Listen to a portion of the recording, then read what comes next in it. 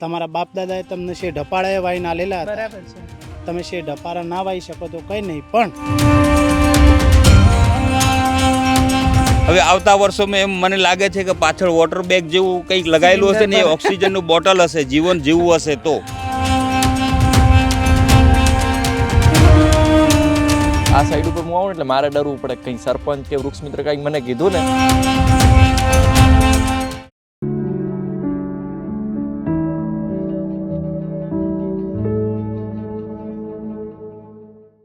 વૃક્ષો વાવી અને ઉછેરવાનું તો અમે વર્ષોથી હવે કરી રહ્યા છીએ. બહુ જ આનંદ સાથે જણાવીએ કે 20 લાખ વૃક્ષો વાવી અને અત્યારે અમે ઉછેરી રહ્યા છીએ અમારા જુદા જુદા ગ્રામ વનોમાં. આ આંકડો બોલીએ ને ત્યારે બહુ જ અંદરથી રાજીપો થાય છે. એક મજાનું ગામ છે. આ વૃક્ષો વાવ્યા પછી એને ઉછેરવા બહુ અગત્યના છે. અમે વૃક્ષ મિત્રો તો મૂકીએ, પણ સૌથી મહત્ત્વનો રોલ ગામનો હોય છે. અને એમાં ચોટાસણ જેવું ગામ મળી જાય, અત્યારે સાબરકાંઠાના ચોટાસણની હું વાત કરું છું, તો અમારે અહીંયા જોવા આવવાની પણ જરૂર ન પડે. આમ તો ગયા ચોમાસે આ વૃક્ષો ચોટાસણમાં અમે લગભગ 5300થી વધારે વૃક્ષો ડૉક્ટર કે આર શ્રોફ ફાઉન્ડેશન આદરણીય પ્રતુલભાઈ અને ચોટાસણ ગ્રામજનોની મદદથી વાવેલા. 1 વર્ષ પછી અહીંયા જોવા માટે આવ્યા, પણ અમારા આ વૃક્ષોની દેખરેખ રાખનાર અમારા કાર્યકરોએ કીધું કે બેન અહીંયા લમણો ન વાળીએ ને તોય ચાલે. કારણ શું લમણો ન વાળીએ તો ચાલે? કેમ કે અહીંના જાગ્રત છે ચેતનભાઈ અને એવા જ ગામના વડીલો, એ પોતે આ વૃક્ષો માટે ખૂબ મમતા રાખે. ક્યાંય પણ જાય, કોઈ સગા સંબંધીના ત્યાં કે કોઈ પણ જગ્યાએ નવી વૃક્ષની વેરાયટી દેખાય એટલે ઉપાડીને લઈ આવે. કેટલાક બીજમાંથી વૃક્ષ કરવું પડે તો પોતાના ઘરમાં નાનકડા થેલીમાં નાખે બીજમાંથી વૃક્ષ, એટલે બાલતરું પાંગરે, થોડુંક મોટું થાય એટલે લાવીને તરત જ આ ગ્રામવનમાં એ વાવી દે. આવી સમજણ હોય ને એટલે આ પ્રકારનું ગ્રામવન સરસ થઈ શકે. લગભગ 45થી વધારે પ્રકારની જાતના વૃક્ષો અહીંયા આગળ કર્યા છે. ચેતનભાઈએ અમને સૌથી પહેલાં અહીંયા ઇન્વાઇટ કરેલા, બહુ જ ગામના જાગૃત એક્ટિવ વ્યક્તિ, અને એમને એવું હતું એટલે પોતે ઘણા બધા વડલા પણ અહીંયા આગળ એમના ગામમાં આવું ને તો આખી ભાત જ બહુ નોખી છે અને યુવાન છે, પણ આખું ગામ એમને ઘણું ચાહે છે. અહીં કચ્છી સમુદાયના ઘણા બધા પરિવારો વસે છે, એટલે કચ્છી કંપાવાળો, આમ તો સાબરકાંઠામાં ઘણા બધા વિસ્તારોમાં કહેતા હોય છે કે કચ્છીઓ ખેતી ખૂબ સારી કરે, અને આ વિસ્તારના ઘણા બધા લોકો એમની પાસેથી શીખ્યા પણ છે. બહુ પ્રોગ્રેસિવ ખેતીમાં કચ્છી પરિવારો કહેવાય, પણ એમની ખેતી સિવાય અહીંયા વૃક્ષોમાં પણ એમની લાગણી આપણને દેખાય છે. ચેતનભાઈ, પહેલાં તો મને એ કહો કે આ વૃક્ષો વાવવાનો, કેમ કે આ તો ગાંડા બાવળથી ભરેલું હતું આપણે જ્યારે જોયું ત્યારે, તો તમે આટલા વૃક્ષ પ્રેમી કેમ છો ને કેમ વૃક્ષો વાવવા જોઈએ? છેલ્લા ઘણા સમયમાં એ જોયું કે ગાંડા બાવળનો દિવસે દિવસે વ્યાપ વધતો જાય છે. ગૌચર ગાયોને ચરવા માટે નથી કામનું રહેતું, કોઈ બીજા ઉત્પાદન તરીકે કે પર્યાવરણને કામે નથી રહેતું. બહુ ટાઈમથી મદદની જરૂર હતી. VSMM સંસ્થા, આપ, અમારા તોહિતભાઈ, કે આવા માણસોને એક અમને પ્રેરણા બળ મદદ મળી તો આજે આ જે કંઈ થયું છે. પણ ટૂંકમાં એટલું કહું કે આ VSMMનો અને VSMMનો પણ જેને મદદ કરી હોય એનો હૃદયથી આભારી છું. અને મિત્તલબેન જે સંસ્થાઓ ચલાવી રહ્યા છે એમની ઘણી બધી પ્રકારે અલગ અલગ એક્ટિવિટીઓ છે, એ જાણીએ છીએ. કોઈ ખુશામત કરવાની કોઈ વાત નથી, પણ ખરેખર દુર્લભ જીવન છે એમનું. પ્રકૃતિ પ્રેમીનું મારા મોબાઈલમાં તો પ્રકૃતિ દેવી તરીકે નંબર એડ છે, બરાબર? એટલે જે છે એ જ છે, એમાં કોઈ નવું નથી. અમારા ગામના આજુબાજુના ગામના બધા પશુ પક્ષીઓ જે અહીંયા જમવાના, રહેવાના, માળા બાંધવાના, એ VSMM સંસ્થાને, એના કાર્યકરને, ફાઉન્ડર મિત્તલબેનને અને એમને જેને કોઈએ ફંડ આપ્યું છે એ તમામને એમના અંતરથી મુખ આશીર્વાદ પાઠવશે. અને આ પહેલું જ બનાવ્યું છે, પણ અમારા સમગ્ર વિસ્તાર ઈડર તાલુકાના અને અમારા ગામમાં હજી બીજું જો યોગ્ય જણાશે એ જગ્યા પર અમે ડેવલપ કરવાનું. વૃક્ષો મહત્તમ કેમ કરવા જોઈએ છે ચેતનભાઈ? અત્યારે આપણને બધાને, તમે બહુ સારી વાત કરી કે ગાંડો બાવળ એટલો બધો હોય છે ને લોકો જુએ છે પણ એના ઉપર આગળ વિચારતા નથી. તમારા મનમાં ભાવ કેમ? બેન, વૃક્ષો વધુ એટલા માટે કે ભવિષ્યમાં કાંઠો દુષ્કાળ પડે ને તો અહીંયા લીમડો વાયેલો હોય કે ખાખડો હોય તો એના પાન તોડીને તમે તમારા પશુને સાચવી શકો. અને એટમોસ્ફિયર, વાતાવરણમાં નમીને રહે. ધારો કે અહીંયા અમારે જે વરસાદ પડે છે એનાથી બાજુમાં વિદેશ વરસાદ 10 કિલોમીટર, ત્યાં વરસાદનું પ્રમાણ સરેરાશ વધારે જ હોય છે, કારણ કે ત્યાં આગળ ગાઢ જંગલ છે. બરાબર એના લીધે ત્યાં પાણીનો જે કોઈ સંગ્રહ થાય છે એના જળ સ્ત્રોતો અમારા અહીંયા સુધી અમને લાભાન્વિત કરી રહ્યા છે. એટલે આવનારી પેઢીને તમારે બચાવવી હશે ને તો વૃક્ષ તો એમાં પહેલો જ મુખ્ય એક આધાર છે કે ભાઈ વૃક્ષ વગર તો ચાલશે જ નહીં. પણ વૃક્ષ એ જીવન છે. તમારા બાપ દાદાએ તમને શેઢ અપાળાએ વાઈને આલેલા હતા. તમે શેઢ અપાળા ના વાઈ શકો તો કંઈ નહીં, પણ આવી જો ખુલ્લી જગ્યા ગૌચર પડેલો હોય તો આગળ ડેવલપ કરશો તો ભવિષ્યની પેઢી વૃક્ષ જોઈ પણ શકશે કે ભાઈ આ મીઠી ઓબલી હતી કે આ ખાટી ઓબલી છે કે આ જામફળનો છોડ છે. અને લોકો આના પરથી પ્રેરણા લઈને એમને તે બનાવે એટલે અમને વધારે આનંદ થાય. બહુ સરસ સમજણ છે એમની આટલી, એટલે આ ગ્રામવન આખું થઈ શક્યું છે. એમણે સરસ વાત કરી કે પ્રજાતિ જેટલી અહીંયા વાવી છે ને એ વાવ્યા પછી એ મને ખબર છે કે રાયણનું વૃક્ષ કોને કહેવાય, આંબલી કોને કહેવાય, પીપળો કોને કહેવાય, જાંબુ કોને કહેવાય, અરીઠા કોને કહેવાય, પણ નવી પેઢીને ખબર છે આ બધી, એણે જોયું છે આ બધું. અમે તો જતા હતા નાના હતા એટલે વડ પર ટેટા પાડવા માટે ને પીપળના ટેટા પાડીને એના બાફીને ચૈત્ર મહિનામાં એ ખાધા છે એમ. એટલે એનું મહત્ત્વ રાયણ આવે તોય ખબર છે ને જાંબુની ખબર છે, પણ બધા બાળકોએ આ જોયું છે નથી જોયું.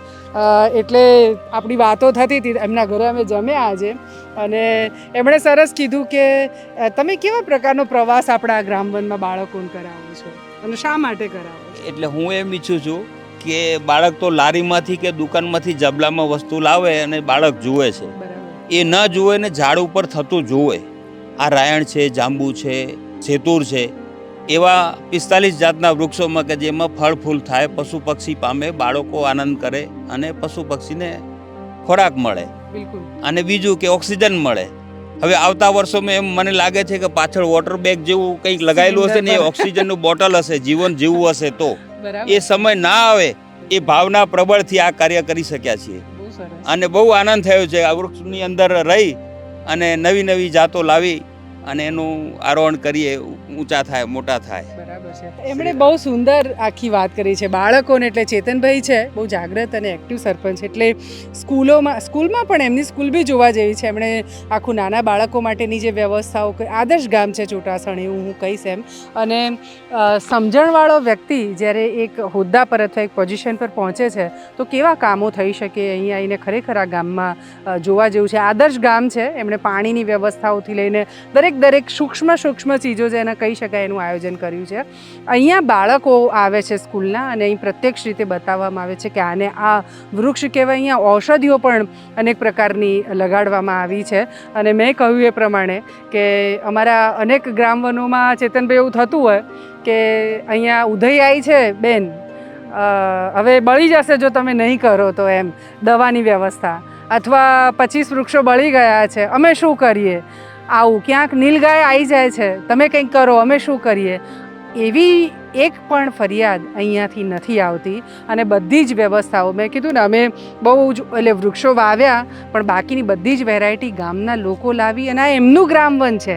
અમે તો ક્યાંક નિમિત્ત બન્યા આની અંદર, અને એમનું ગ્રામવન છે એ એમનું બને એ માટેના અમારા જે પ્રયત્નો છે ચોટાસણમાં સાર્થક થયેલા અમને દેખાય છે, કેમ કે એમની સજાગતા છે. અમારા આદરણીય પ્રતુલભાઈ Shroff, doctor KR Shroff foundation, એમની મદદ અમને આ ચોટાસણનું ગ્રામવન કરવા માટે મળી. એમનો બહુ જ આભાર. એ પણ મૂક સેવક છે. પોતાનો બહુ પ્રચાર પ્રસાર કરવો એમને નથી ગમતો, પણ અમે બહુ બોલ કરીએ છીએ એમના વિશે, કેમ કે મને એવું છે કે સારું કાર્ય કરતા હોય એની વાત પણ થવી જોઈએ તાકી અન્ય લોકોને પ્રેરણા મળે. અમારો તોહિદભાઈ છે અને મહેશ, બંને જણ છે કે જે લોકો અહીંયા ઘણા બધા સાબરકાંઠામાં અમારા ગ્રામવનો ગાંધીનગર જિલ્લામાં થયા છે. તો અપીલ શું કરવી છે તમને લોકોને, અને કેવા પ્રકારે લોકો તમારી સાથે સહયોગી થાય તો આપણે વધારે કામો કરી શકીએ? જે રીતે ચોટાસણમાં આપણે જે વાત કરી, ગામ ખૂબ એક્ટિવ છે અને જાગૃત છે પાણી અને પર્યાવરણ વિશે. તો દરેક ગામને પણ ચોટાસણ જેવી રીતે શીખવું જોઈએ અને એમની જોડેથી પ્રેરણા લઈ અને એમના ગામોમાં પણ આવા ગ્રામવનો થાય એ માટે જાગૃત થવું પડે. આ સાઈડ ઉપરથી લીધા આજે 1 વર્ષ થયો છે અને સાઈડ ઉપર સરસ મજાના જામફળ લાગી ગયા છે. આ મેં ટોટલ અત્યાર સુધીમાં 250 જેવી વૃક્ષારોપણની સાઇટો કરાઈ. એમાં સૌથી શ્રેષ્ઠ વૃક્ષ મિત્ર અને ગામ લોકો એ આ સાઈડના છે.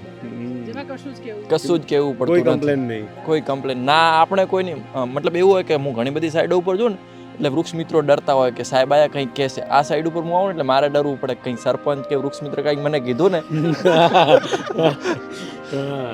એટલે આવા જો ગામો હોય ને તો વધારે કામ કરવું તો ગમે. કામ કરવાની મજા આવે. બહુ જ સરસ. પછી એમને કોઈ વારા ઘડીએ ગમે તે કામ હોય ને એક વખત કીધું એટલે પછી બીજી વખત થઈ ગયું. થઈ જ જાય. બરાબર. એટલે આ સાઈડો 2-4 સાઈડો એવી છે ને કે એના ઉપર આવતો મને ડર લાગે કે જો જોઈ ગયા ને હું ફટાફટ મારું કામ પટાઈ અને નીકળી જઉં છું. એ જોઈ ગયા ને તો કોઈક વાતે મને બોલશે. અમરતભાઈ, અને એક વખત જોઈ ગયા ને તો સરપાણા પકડીને દઈ ગયા ઘરે ખાવા માટે. પણ હું એવું ચોક્કસપણે કહીશ કે અમે લોકો છે ને ચેતનભાઈ આ સમજવા જેવી વાત છે ને હું તમને બધાને પણ કહીશ. અમારું કામ માત્ર આ વિડીયો ઉતારવું એવું નથી. અમે ખૂબ કામ કરીએ અને વિડીયો એટલા માટે કરીએ કે બે ફાયદા એમાંથી. એક તો અમારા દાતાઓ જે અમારી પર ભયંકર ભરોસો કરે છે એ જોવા નથી આવતા, તો અમારે એમને એક તો બતાવવું છે. અને બીજું, આ પ્રકારનું કાર્ય જોઈને અનેક લોકો, ગઈકાલે મને દાહોદમાંથી એક ભાઈનો ફોન આવ્યો, બહુ પ્રકૃતિ પ્રેમી, પણ એમણે કીધું કે હું તમારા વિડીયો જોઈને ખૂબ બધું શીખ્યો છું બેન, અને કે હવે મારા શબ્દો બી તમે જે બોલો છો ને એ આવે છે, ને હું લેક્ચર લેવા જાઉં છું ત્યાં હું બધાને ફોર્સ કરું છું કે વૃક્ષો વધારે વાવો. દ્વારકા છે, જામનગર છે, અમરેલી છે, એ બધા વિસ્તારોમાં ક્યાંક ને ક્યાંક આ વિડીયો જોઈને લોકોએ પોતાની મેળે સ્મશાનોમાં અને ગૌચરોમાં વૃક્ષો વાવી અને ઉછેરવાનું શરૂ કર્યું છે. તો આ એના માટે કરીએ છીએ. પણ મૂળ વાત પર આવું તો અમારા જેવા કાર્યકરો રખડે આખો દિવસ, ઘણી વખત તો ભૂખ્યા તરસે. આ પ્લાસ્ટિકની બોટલ મને તો એ ખરીદવી નથી ગમતી હોતી, કેમ કે પર્યાવરણનું કામ કરીને મને એમ થાય કે હું એક પ્લાસ્ટિક કેમ મારાથી આ પૃથ્વી પર આપું એમ. એટલે એ પણ હું તો બોટલો લઈ લઈને ગાડીમાં બેસું એકસાથે કે ઘરેથી નીકળું ત્યારે. પણ ખરા તડકામાં રખડતા હોય, હોટલોનું ખાવું ગમતું ના હોય, ત્યારે પ્રેમથી જેમ તમે કીધું ને કે ચલો ખાવા એમ, અને અમને તો બહુ ભાવથી પૂછતા હોય છે દરેક, પણ આવું પૂછો તો મને એમ છે કે અમારા જેવા કાર્યકરોને ખૂબ રાજીપો થાય. અને તમારા માટે કરીએ છીએ અને આ થાય તો ગમે. આજે અમને બહુ ભાવતું જમણ ચેતનભાઈ અને આપણા કાકા છે એ લોકોએ અમને જમાડ્યું, એટલે આભાર. અને આમ તો ખૂબ પ્રેમ કરે છે લોકો, પૂછતા હોય છે કે બેન તમે અમારા વિસ્તારમાં આવો ત્યારે અમારે ત્યાં જમજો એવું કરીને. પણ આ એક વાત એમ, અને આ પ્રેમ કદાચ લોકોના કામ કરીએ છીએ એટલે જ મળે છે. અમારા વૃક્ષ મિત્ર છે જે બરાબર આજે એ છે ને તમાકુ ખાતા હતા, અને મેં એમને જોયા, મેં એમને કીધું કે આ તમે અમને આપી ના શકો, તો આજે તમે કીધું છે કે મેં મૂક્યું. ત્યાં જાહેરમાં કહું છું અને તમે બધા સાક્ષી છો, એટલે ફરીવાર એ નહીં કરે એવું, કેમ કે હું એવું માનું છું કે આપણો દેહ એ મંદિર છે, જેમાં વૃક્ષ મંદિર છે, અને તમે આ વૃક્ષ મંદિરની સેવા કરો છો એમ. આ વૃક્ષો જીવતો જાગતો દેવ છે, અને આ ખોળિયું પણ ઈશ્વરનો વાસ છે એની અંદર, તો એને અભડાવવું એ ગમે નહીં. પણ તમે વૃક્ષોની સેવા કરો છો, તમને કેવું લાગે છે એની વાત? મને બેન એના ઉપર એવી લાગણી થઈ છે કે મારો નાનો બાળકો ઉછેરતો હોય ને એવું લાગે એવું છે. લાગે છે, હા. બરાબર છે. અને ગમે ત્યાંથી નવું ઝાડ જોવું તો મને એમ કે લાઈન વાવી દો વાવી અહીંયા.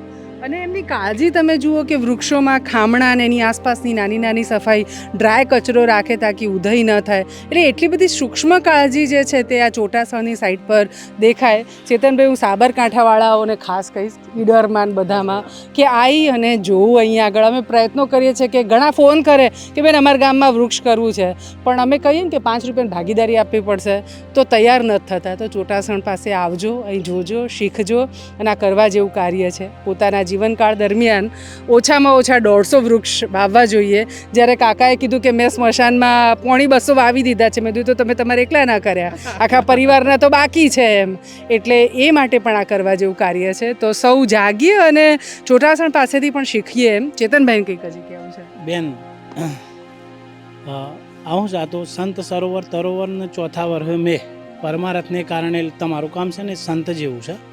એટલે અમે તો એટલું બધું ના કરી શકીએ, પણ અમારા સાબરકાંઠા જિલ્લાના ઈડર તાલુકાને એટલી ખાતરી આપીએ છીએ કે આપ અહીંયા અમને ટેલિફોનિક જાણ કરીને જોવા આવશો તો આપની ચા પાણી નાસ્તાથી લઈને જમવાની વ્યવસ્થા કરશું, કારણ કે મહેમાન કોના ઘેર, બરાબર.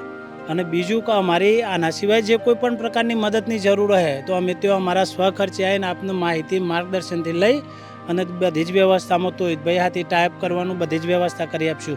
જો આપની દિલથી પર્યાવરણ માટે, પોતાના ગામ માટે અને પોતાના વિસ્તાર માટે દિલથી આ પર્યાવરણ ઉછેરવાની જો નેમ હોય તો અમે તમામ પ્રકારે, હું છું જગદીશ કાકા છે, મારા એક બીજા મિત્ર છે વડીલ MM પટેલ સાહેબ, અમે મદદરૂપ થવાની ખાતરી આપીએ છીએ. નો ફોર ચાર્જ, 100% સેવા.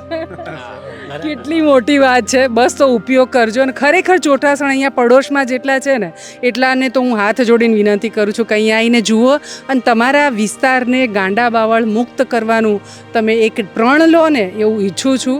અને એ થશે તો અનેક હજારો પક્ષીઓ તમારા ગામમાં, તમારા ઘરમાં આવશે. અને જ્યાં હજારો પશુ પક્ષીઓનો કિલ્લોલ હોય ને એ ગામ, એ પરિવાર, ત્યાંના લોકો, એ બધાની ઉપર ઈશ્વરની ખૂબ બધી કૃપા રહે અને સુખી રહે. બસ દરેક ગામ જાગે અને ટ્રી પ્લાન્ટેશન મહત્તમ પોતાના ગામોમાં વૃક્ષો વાવે અને ઉછેરે એવું કરે અને આ ધરતીમાંને આપણે લીલો શણગાર ચડાવી શકીએ અને એ કરીએ તો એ ઉત્તમ. આ ઉત્તમ કાર્ય સૌ કરે એવી શુભ ભાવના.